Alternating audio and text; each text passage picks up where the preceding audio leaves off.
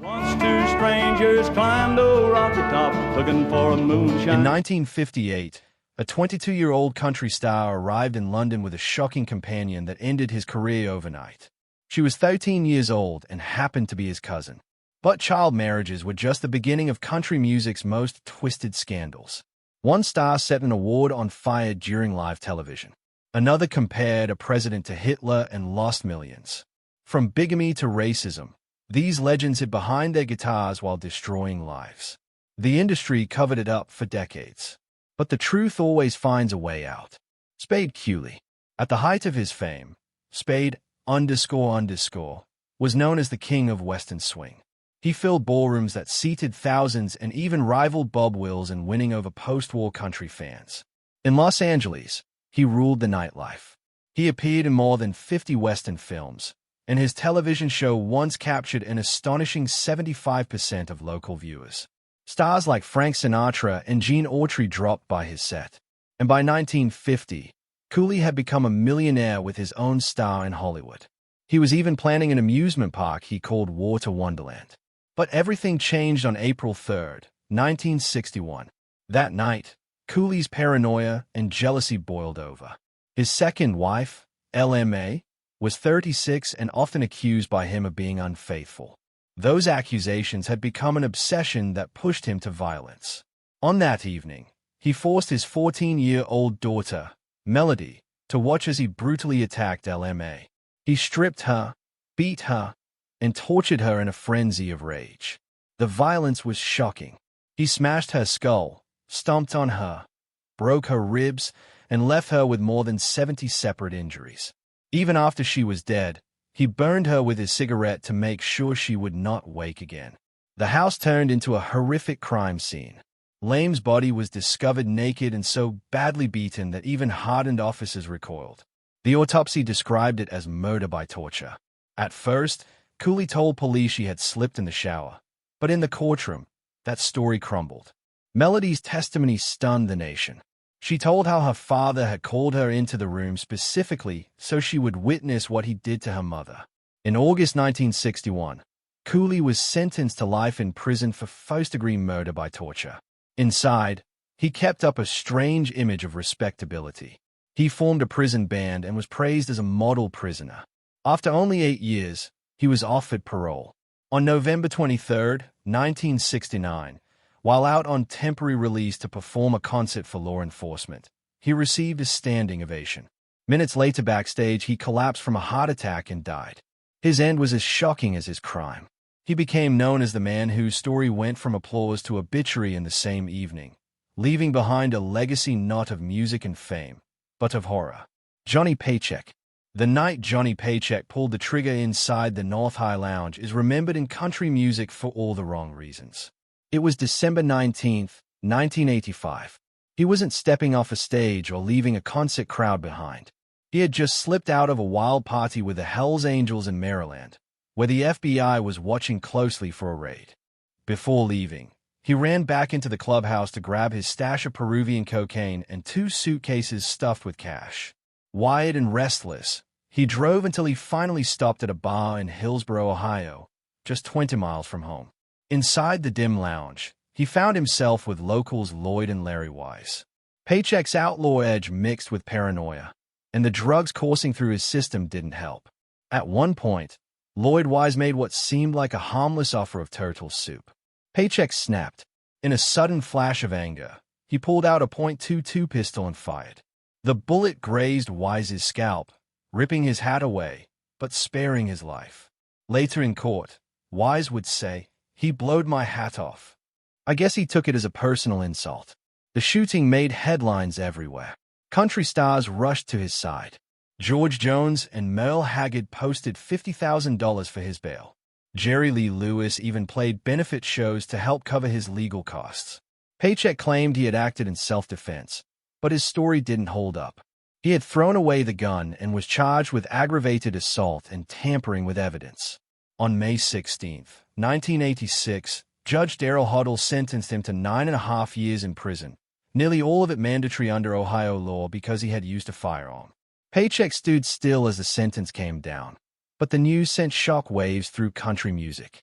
In the 2 years that followed, he received thousands of letters from fans around the world. Prison didn't strip away his spirit. He earned his high school diploma, worked as a teacher's aide, and tried to keep busy. Still, the trouble didn't end. By 1990, the IRS hit him with a $1.60 $6 million tax bill, forcing him into bankruptcy. His reputation as an outlaw only grew stronger. People still remembered his 1977 anthem, "Take This Job and Shove It," which now felt like the story of his own life. After 22 months, Governor Richard Celeste commuted his sentence. But the scars remained. The victim never forgot the night, and Paycheck never escaped the shadow of what happened in that bar. David Allen Company.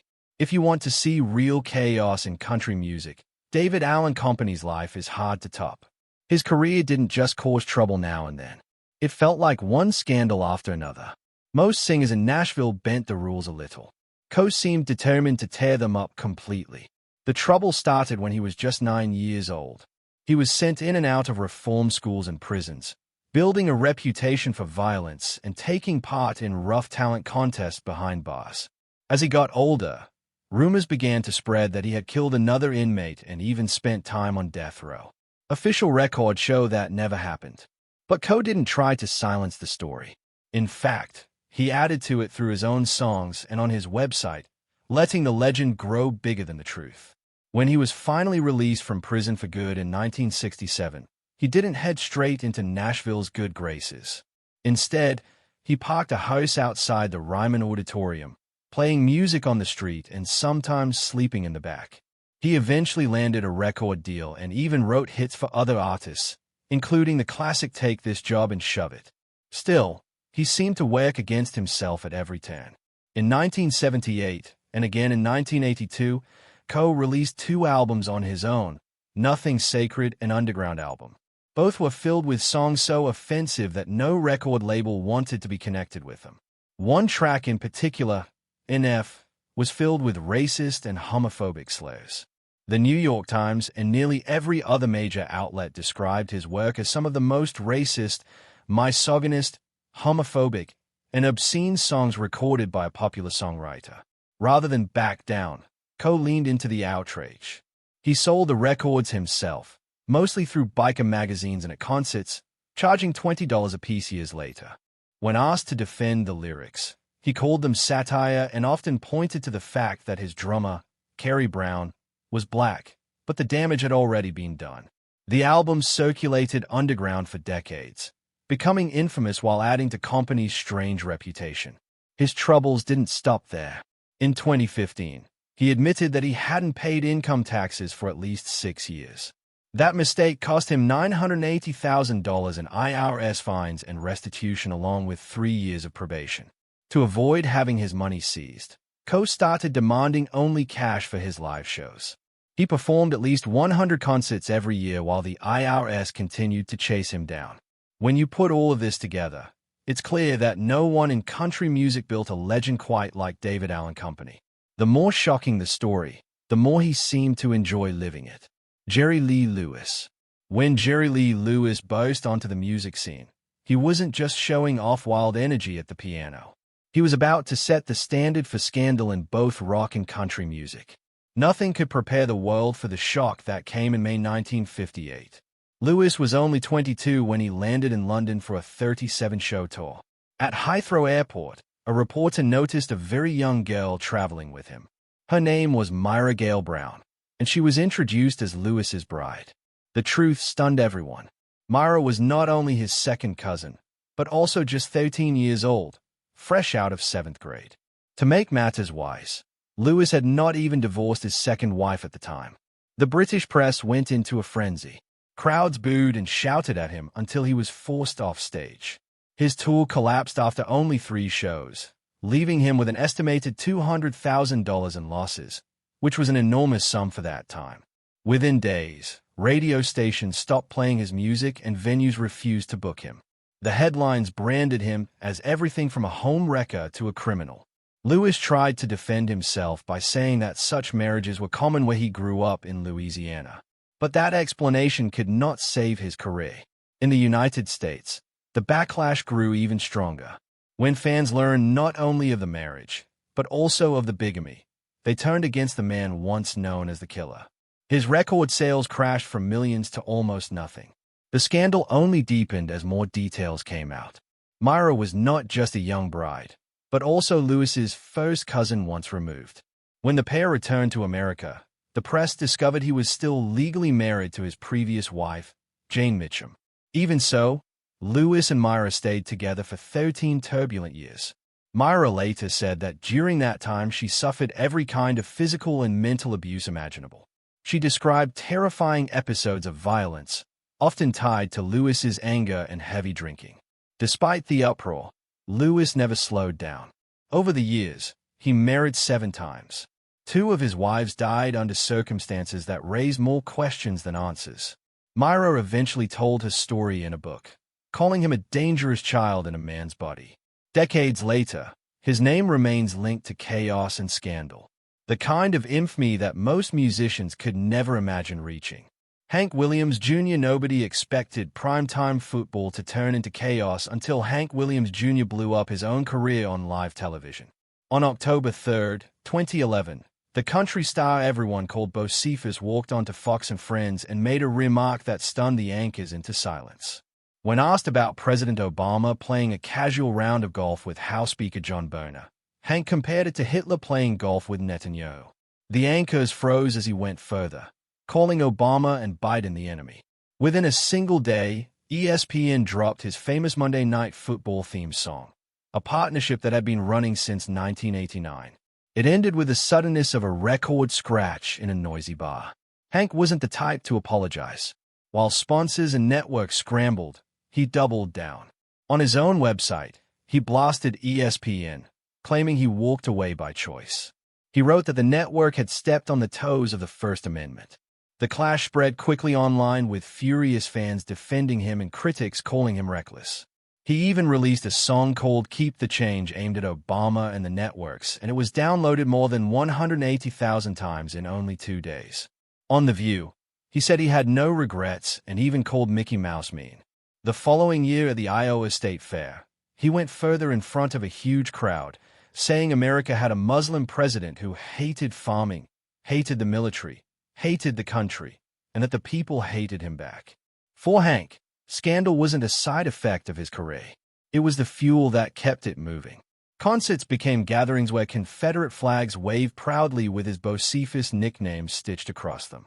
His set lists often included "If the South W" and other songs that carried threats and Southern pride. In 2015, during one sweltering summer show, fans stood in rebel flag capes as he hurled homophobic insults from the stage. Each word met with cheers that made the atmosphere even more charged. Through every storm, Hank stayed locked on his core audience. He leaned into every culture clash, always wearing the same smirk that told people he had no plans to stop. To his biggest fans, he was the outlaw king of country music. To his critics, he was the ringmaster of the loudest circus in the industry, Charlie Rich. When the Country Music Association Awards reached their peak in 1975, the crowd was ready for the most important moment of the night. The award for Entertainer of the Year was about to be announced. Charlie Rich, known as the Silver Fox, had won the title the year before, and now he stepped onto the stage again. But something felt off. He wasn't steady on his feet, and his voice carried the weight of more than nerves. He had been drinking gin and tonics all evening and was still taking painkillers for a broken foot. The audience could sense something unusual, but no one knew how strange the moment was about to become. Instead of keeping things simple, Rich wandered off course. He made awkward jokes and even flirted with Loretta Lynn, leaving some of the nominees' wives shifting uncomfortably in their seats. He rambled about the difficult year he'd just gone through and mentioned a trip to London. The tension grew as people waited for him to finally open the envelope. When he did, he pulled out a lighter and calmly set the winner's card on fire. Holding it up, he announced, "My friend, Mr. John Denver." The crowd was stunned. Gasps filled the room as the ashes fell. Denver wasn't even there to see it happen.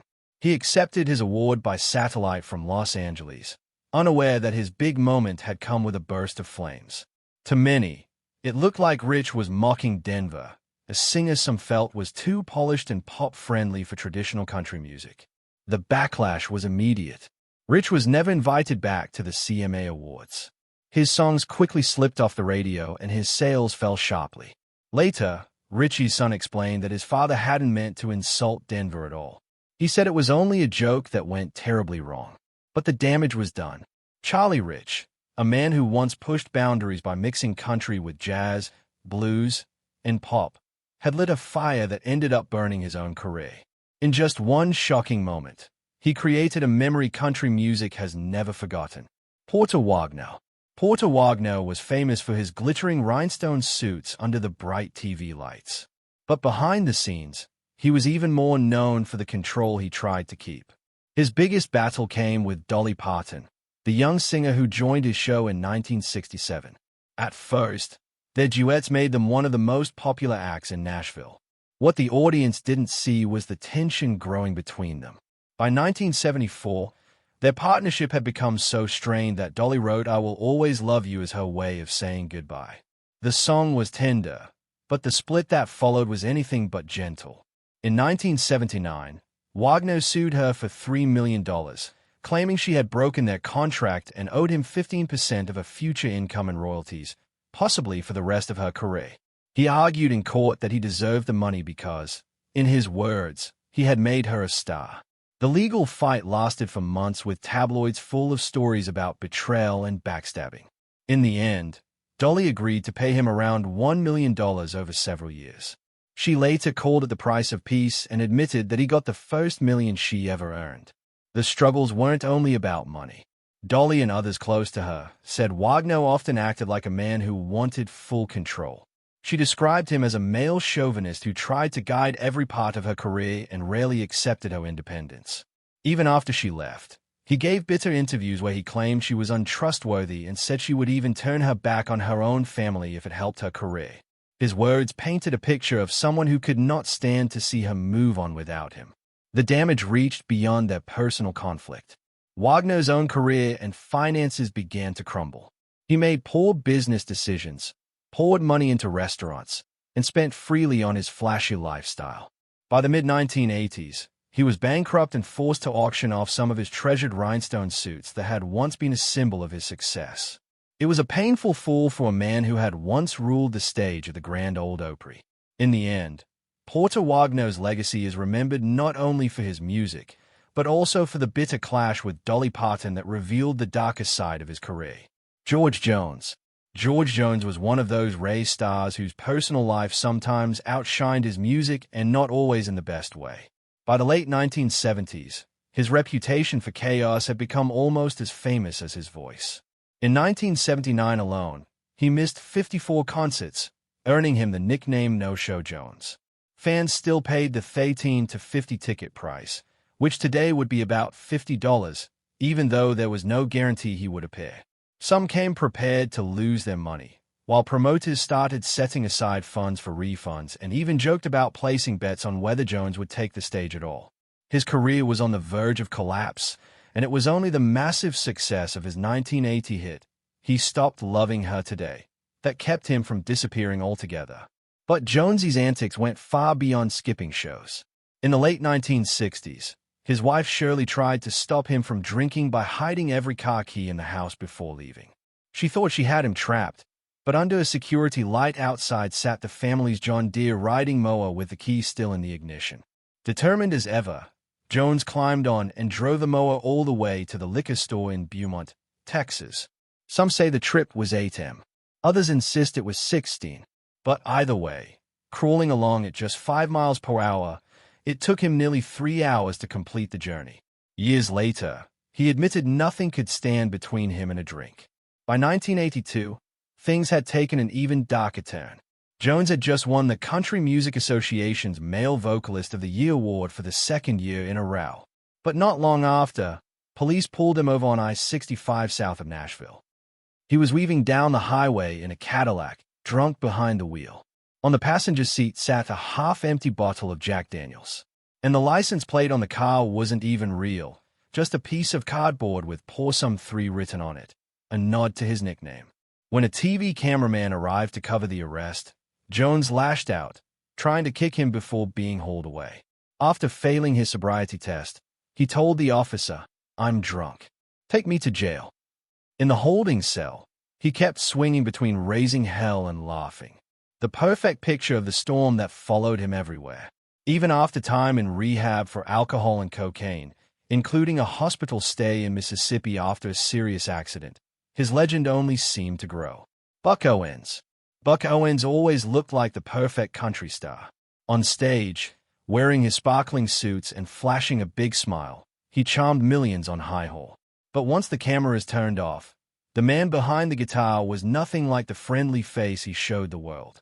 People who worked with him later described an atmosphere filled with fear. In Eileen Sisk's 2010 biography, former band members said Owens would humiliate and demean anyone who crossed him. Some admitted they were terrified to even speak around him. He controlled every detail of his world, often firing or berating those who didn't meet his standards. Money was always at the center of his decisions, even during the height of his success when his concerts brought in millions. Owens sometimes paid his band members only $100 a week. Walking away wasn't easy either. Musicians who quit often found themselves blacklisted in Bakersfield and far beyond. Those who stayed described it as walking on eggshells, never knowing when Owens would lash out. Roy Clark, his famous co-host on Hee-Haw, once admitted that working with him was like living in constant fear of the next outburst. His cruelty didn't stop at the workplace. According to testimony uncovered by CISK, Owens was abusive in his personal life as well. Wives and girlfriends described jealous rages that turned violent, all while he continued to present himself to the public as a devoted family man. He even went as far as involving the FBI when he thought words alone weren't enough to silence rivals. Still, no one could deny his success. By the time he died in 2006, Owens had built an empire worth an estimated $100 million. He had 21 #1 hits, owned radio and television stations, invested in cattle ranches, and controlled valuable publishing rights. He was known for charging his own band for meals and stage costumes, and he prided himself on being a sharp businessman. Yet, all that wealth didn't bring him peace. In his later years, he lived more and more in isolation. His son, Buddy Allen Owens, later admitted that his father's fierce independence often left him lonely as he grew older. Owens himself didn't try to hide the truth completely. In interview after interview, he confessed, "I was a bastard on wheels." His biographer put it even more bluntly, saying Owens could buy almost everything in life except a satisfied mind. Fair and Young. Fair and Young's story wasn't just about the songs that made him famous. It was also about a wild streak that shocked even the toughest people in Nashville. In 1972, during a concert in Clarksburg, West Virginia, a buzzing crowd watched in disbelief as Young pulled an 18-year-old fan onto the stage and spanked her. She had spat at him, and that was his way of retaliating. The act was so outrageous that he was arrested and fined $24 with 11 more in court costs. The news spread quickly, adding to a reputation that was already infamous.